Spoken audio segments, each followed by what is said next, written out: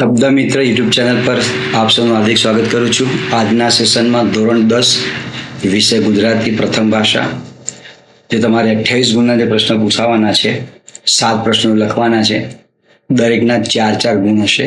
એ પ્રશ્નની મારે તમને સમજૂતી આપવી છે.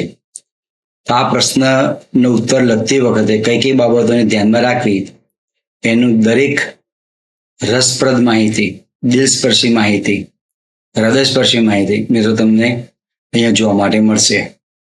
તો આપ સૌનું હાર્દિક સ્વાગત કરું છું શબ્દ મિત્ર યુટ્યુબ ચેનલ પર. અહીંયા જે પ્રશ્નો આપેલા છે માત્ર ને માત્ર પદ્ય વિભાગના છે. ટૂંક સમયમાં ગદ્ય વિભાગના પણ આપવામાં આવશે. આની સાથે સાથે 1 ગુણના જે પ્રશ્નો જે છે એ પણ પીરસવામાં આવેલા છે. 2-3 વાક્યોની અંદર જેનો ઉત્તર લખી શકાય એ પણ પ્રશ્નો આગળ પીરસવામાં આવેલા છે. પ્રશ્ન નંબર 1, સકળ તીર્થ તેના મનમાં રે. આ પંક્તિમાં કવિ શું કહેવા માંગે છે?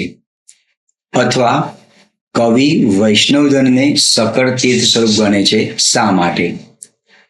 ઉત્તર છે નરસિંહ મહેતા રચિત પદમાં સાચા વૈષ્ણવજનના મહિમાનું વર્ણન કરવામાં આવ્યું છે. કવિ વૈષ્ણવજનને સકળ તીર્થ તેના મનમાં રે એવું કહે છે કારણ કે વૈષ્ણવજન નિર્મોહી, હૃદયી, વૈરાગી તેમજ લોભ કે કપટ વિનાનો હોય છે. જે વ્યક્તિ પરોપકારી, દયાળુ, નમ્ર, સત્યનિષ્ઠ અને નિસ્વાર્થ ભાવથી જીવન જીવે છે તેવી વ્યક્તિના શરીરમાં જ બધા તીર્થોનો વાસ હોય છે. આવા સજ્જનના દર્શન કરવાથી 71 પેઢી તરી જાય છે. અહીંયા સકળ તીર્થ તેના મનમાં રે એ ભાવ આપણે આગળ પ્રગટ કરવાનો છે. કારણ કે જે વ્યક્તિનું મન પવિત્ર છે એના હૃદયમાં સકળ તીર્થ છે. વૈષ્ણવજનને કામ ક્રોધ પર વિજય પ્રાપ્ત કર્યો હોય છે. તેનું ચિત્ત હંમેશા રામના નામની ધૂનમાં જ લીન હોય છે. આવી વ્યક્તિ સ્વયં તીર્થરૂપ હોય છે. એના દર્શન માત્રથી પાપ ધોવાઈ જાય છે.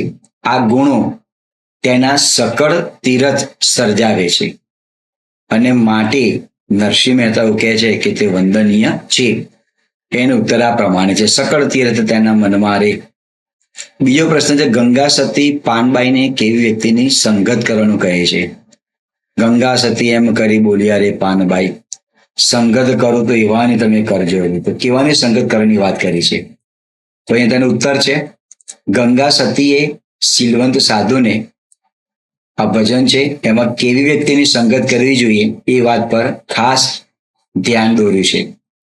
સારી સોબત વ્યક્તિને તારે છે જ્યારે કુસંગ વ્યક્તિને ડુબાડે છે. તેથી સજ્જનની સંગત કરવી જોઈએ.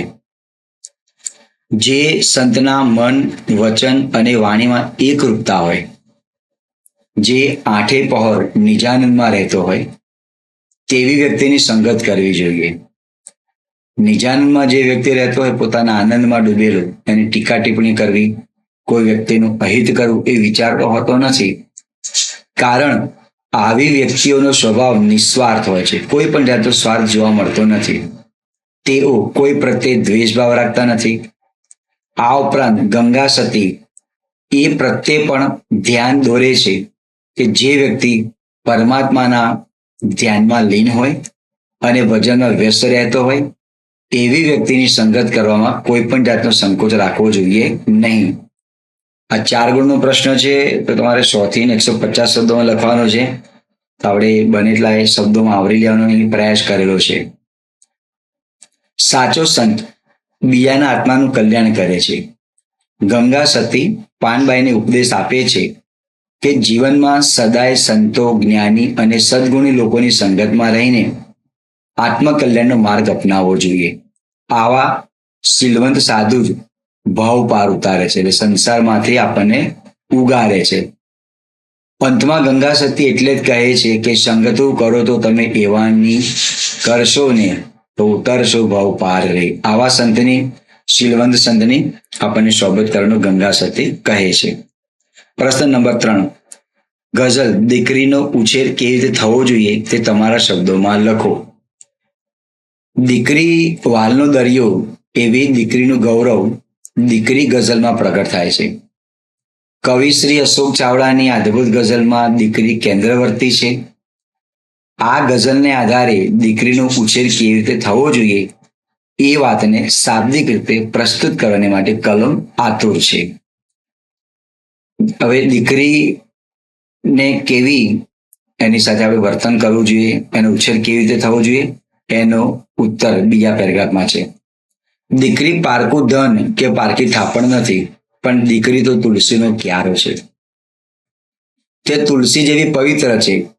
દીકરીમાં સારા સંસ્કારોનું સિંચન કરવું જોઈએ, જેથી તે જ્યાં જાય ત્યાં સૌના દિલ જીતી શકે. તેના સર્વાંગી વિકાસ માટે દીકરાની જેમ જ દીકરીને સમાન તકો મળવી જોઈએ. દીકરીમાં રહેલા સુસંસ્કાર જ તેની સાચી ઓળખ છે. તેથી યોગ્ય શિક્ષણ સાથે સુસંસ્કારનું ઘડતર થાય તે ધ્યાનમાં રાખવું જરૂરી છે. તેનામાં આત્મવિશ્વાસ વધે એ રીતે પણ દીકરીનો ઉછેર કરવો જરૂરી છે. એક સમજદાર ગુણિયલ કુટુંબ વત્સલ દીકરી તેના પિયર અને સાસરી એમ બે કુળને ઉજાડે એ પણ તેના ઉછેરમાં કેન્દ્ર સ્થાને છે. સમાજ દીકરીને સાપનો ભારો નહીં, પણ તુલસીનો ક્યારો તરીકે ઉછેરશે તો જ તેનો ઉછેર યોગ્ય દિશામાં છે એમ કહી શકાય. ત્યાર પછીનો પ્રશ્ન છે, હું એવો ગુજરાતી.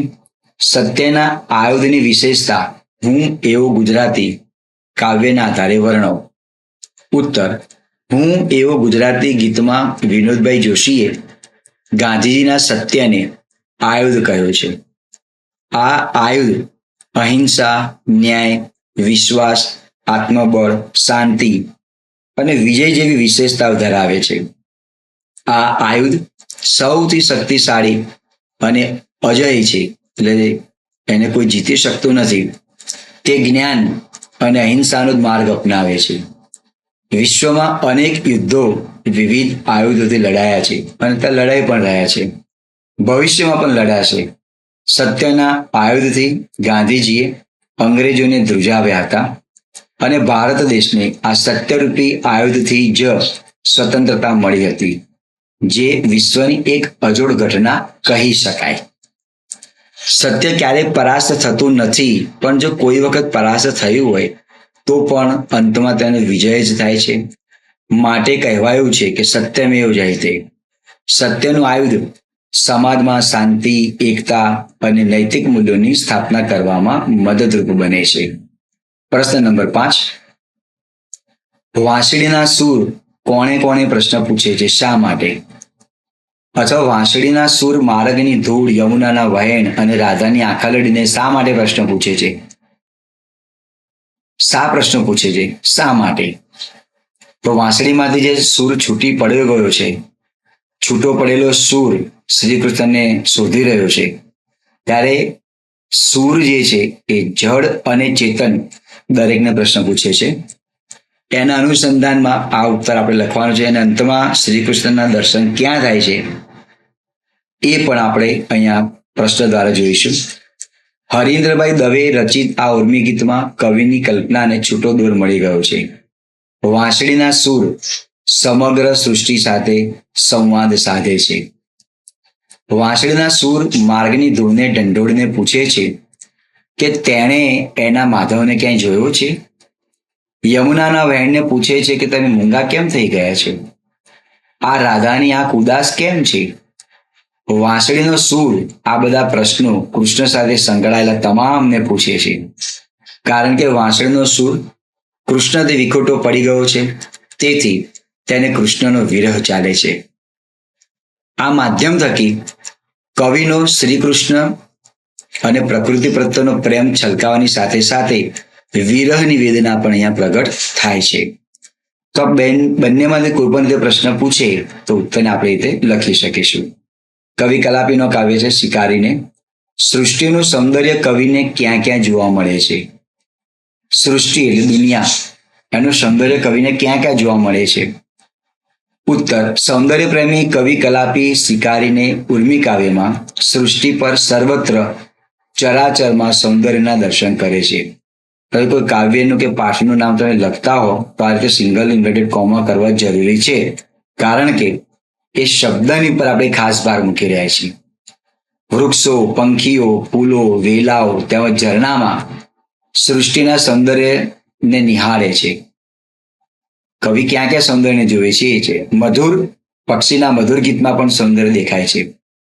વૃક્ષોની હારમાળા, ઉડતા પંખીઓ અને મધુર ગીતોના કલરવમાં, વહેતા ઝરણાના મધુર સંગીતમાં, ખીલેલા ફૂલોની તાજગીમાં, એમ સર્વત્ર સૌંદર્ય કવિને જોવા મળે છે.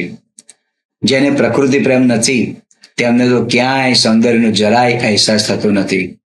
સૌંદર્ય મેળવવા પહેલા સૌંદર્ય દૃષ્ટિ કેળવવી પડે. માટે તો કવિ સંહાર એટલે કે પ્રકૃતિનો વિનાશ કરવાનું રોકે છે, વિનાશ કરવા રોકે છે. કવિની દૃષ્ટિ સૌંદર્યથી મઢેલી હોવાથી સર્વત્ર સુંદરતા જોવા માટે મળે છે. તો કવિને સૃષ્ટિમાં સૌંદર્યના દર્શન ક્યાં ક્યાં થાય છે? આ એનો ઉત્તર છે. આ જ ઉત્તર બીજી રીતે આવે કે પ્રશ્ન આવે કે કવિ શિકારીને એટલે કે સંહાર કરવાની કેમ ના પાડે છે, તો પણ આ ઉત્તર તમે લખી શકો. ત્યાર પછીનો પ્રશ્ન છે પ્રશ્ન નંબર 7. વતનથી વિદાય થતા કાવ્યમાં કવિના પગ આગળ જવા શા માટે મારવાડ ઉપડે છે? અથવા કવિના પગ આગળ જવા મારવાડ ઉપડે છે કેમ, સમજાવો. ઉત્તર છે વતનથી વિદાય થતા કાવ્ય છે તે અવતરણ શીર્ષક છે તેનું સિંગલ અવતરણ. કાવ્યમાં વતન પ્રેમ છલકાય છે. કવિએ વતનથી છૂટા પડવાની વેદનાને આ સોનેટમાં વાચા આપી છે, એટલે બોલતી કરી છે. કવિના પગ આગળ જવા મારવાડ ઉપડે છે કારણ તેમને વતનના દરેક તત્વો સાથે માયા બંધાઈ ગઈ છે. વર્ષો સુધી જે વતનમાં રહ્યા તે વતનનું વન, વતનના માણસો, ત્યાંના ડુંગરો, નદી, કોતરો, ખેતર વગેરેની સાથે તેમની માયા બંધાઈ ગઈ હોવાથી કવિ વતનના પરિવેશને ભૂલી શકતા નથી. વતનની યાદો તેમના હૈયામાં વસી છે, તેમ છતાં વતન તો છોડવાનું જ છે. વતન છોડવાની આ ક્ષણ તેમના હૈયા પર કાળ મીંડ પથ્થર બની બેઠી છે. એટલે કે ઘર બંધ કરીને પોતાના ગંતવ્ય સ્થળે જવું છે, પણ તેમના પગ સાથ આપતા નથી. વતનની માયા તેમને વિદાય લેવામાં અવરોધરૂપ બને છે. કવિ વિદાય લેવા જાય છે પણ પોતાના વતનની માયા તેમને પાછા રોકી રાખે છે. અહીં વતન પ્રેમ કવિનો પ્રગટ થાય છે. પ્રશ્ન નંબર 8. કવિ આપણી વ્યથામાંથી કેવી રીતે રસ્તો કાઢવાનું કહે છે? રાજેન્દ્ર શાહનું આ કાવ્ય છે. બોલીએ ના કાંઈ. ઉત્તર છે બોલીએ ના કાંઈ ગીતમાં રાજેન્દ્ર શાહ જીવન જીવવાનું તત્વજ્ઞાન પીરસે છે, જેમાં આપણી વ્યથામાંથી બચવાનો સરળ માર્ગ બતાવે છે. આપણી વ્યથા અવરને મન રસની કથા, એટલે આપણું જે દુઃખ જે છે એ દુઃખ કોઈને કહેવું નહીં, મનમાં પચાવી લેવું. કવિ જણાવે છે કે આપણી વ્યથા જાણીને દૂર કરવામાં કોઈને રસ નથી. વ્યક્તિ આપણી વ્યથા જાણી લેશે. વ્યથા જાણ્યા પછી તે કોઈ પણ રીતે મદદરૂપ બનશે નહીં. ઉપરથી તેને માટે આપણી વ્યથા એક રસનો વિષય બનશે. આપણી વ્યથામાંથી બહાર નીકળવાનો રસ્તો આપણે જાતે જ શોધવાનો છે. એ માટેનો સાચો માર્ગ એ છે કે એ વ્યથાને આપણે એકલા જ સહન કરવી. એ અંગે કોઈને ફરિયાદ ન કરવી.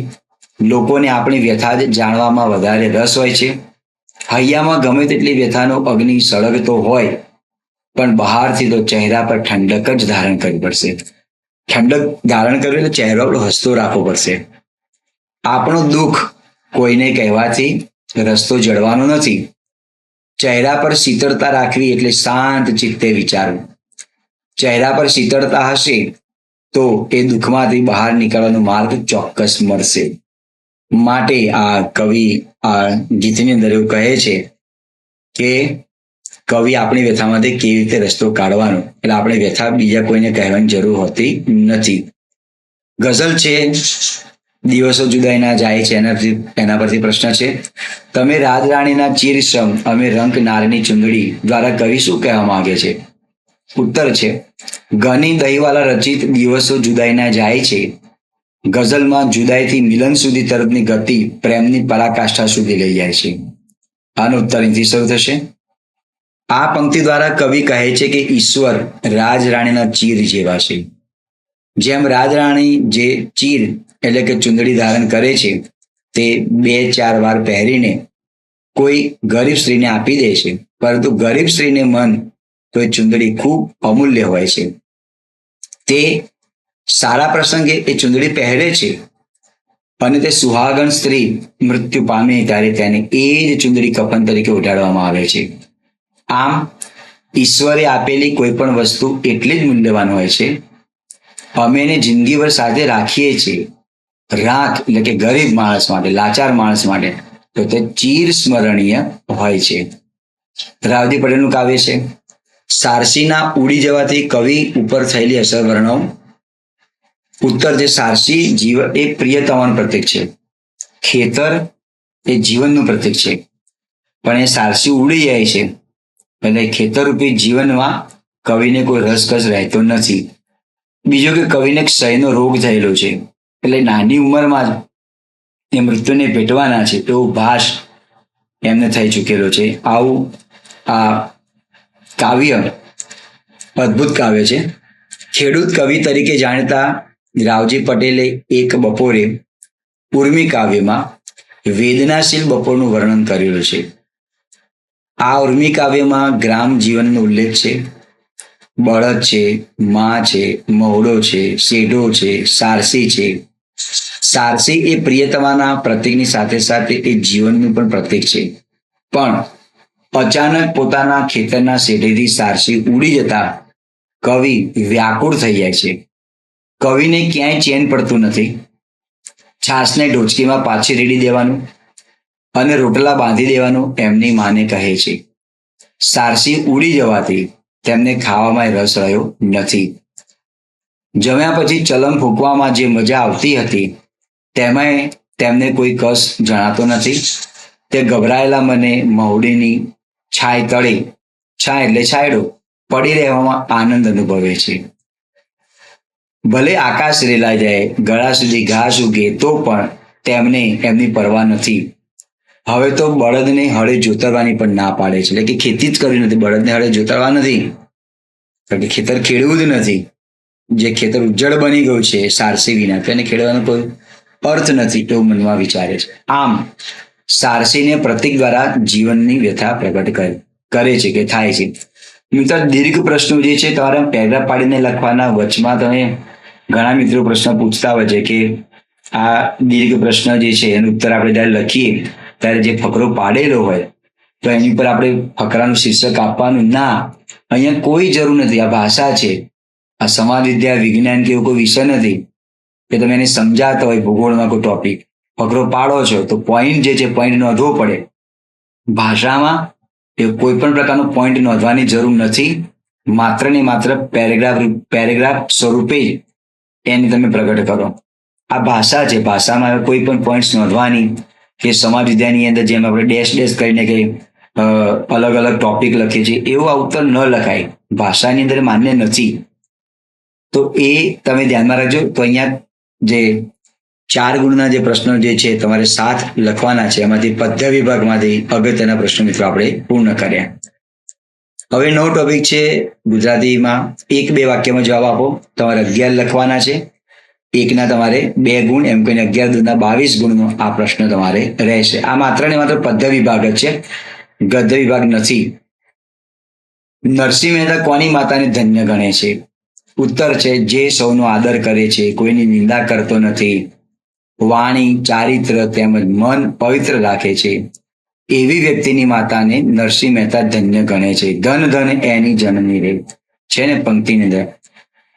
હવે આ જે ઉત્તર તમે લખો છો ત્યારે અહીંયા તમારે કોઈ કવિ કે કાવ્યનો પ્રકાર એવું લખવાની જરૂર નથી, કારણ કે આ પ્રશ્ન તમારે 1-2 વાક્યમાં લખવાના છે એટલે એ બાબત તમારે જરૂર નથી. અહીંયા પીરસવામાં દરેક પ્રશ્નને મિત્રો તમે ધ્યાન આપો. ક્યાંક ને ક્યાંક રૂપે તમારે કામમાં આવશે. એવું નથી કે આ જ પ્રશ્નોમાંથી તમારે પૂછાશે, આ જ નહીં પૂછાય એવી અન્ય માધ્યમ દ્વારા કેન્દ્ર રીતે વાતચીત નથી કરતો.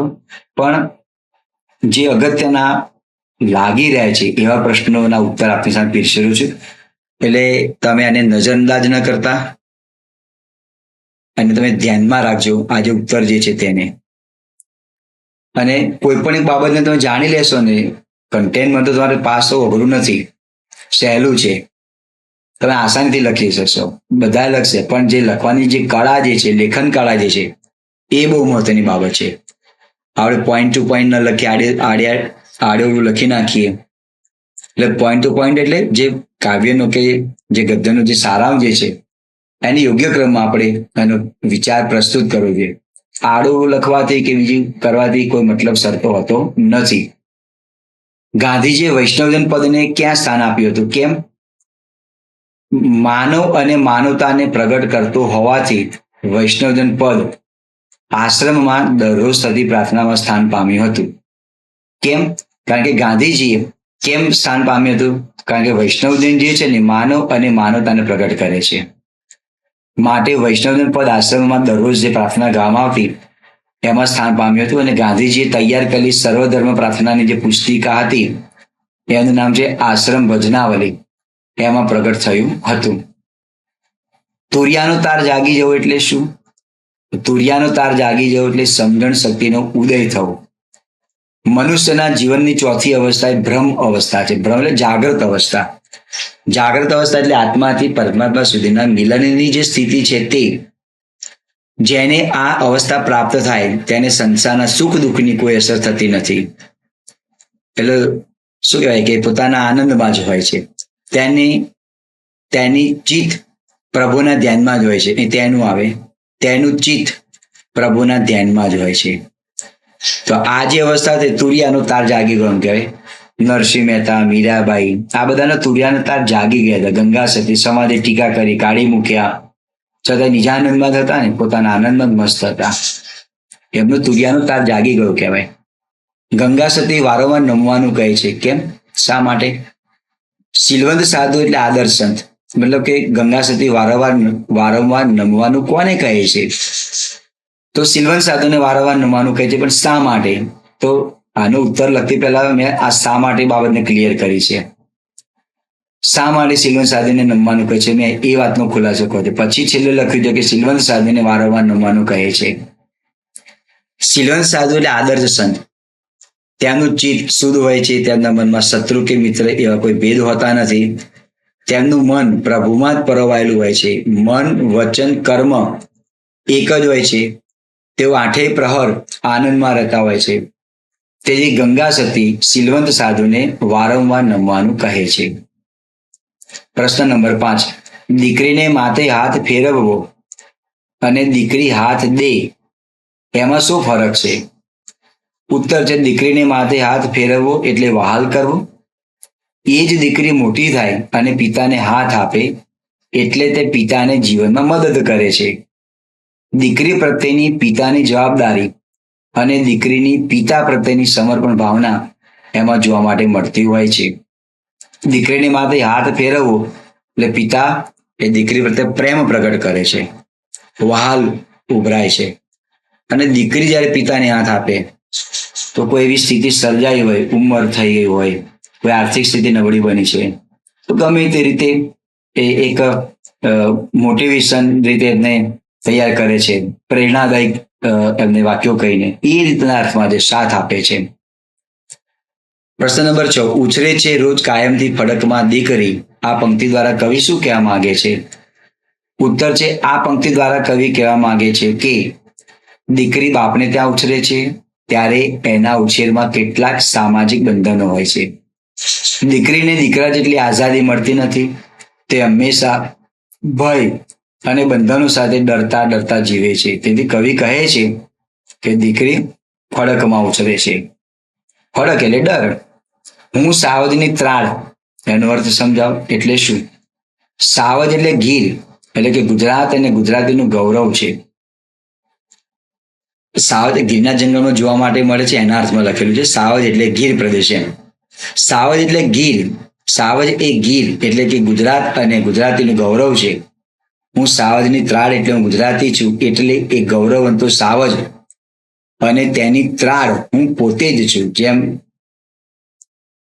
સિંહની એક આપણે સિંહ માટે રાજા, વન રાજા શબ્દ આપેલો છે.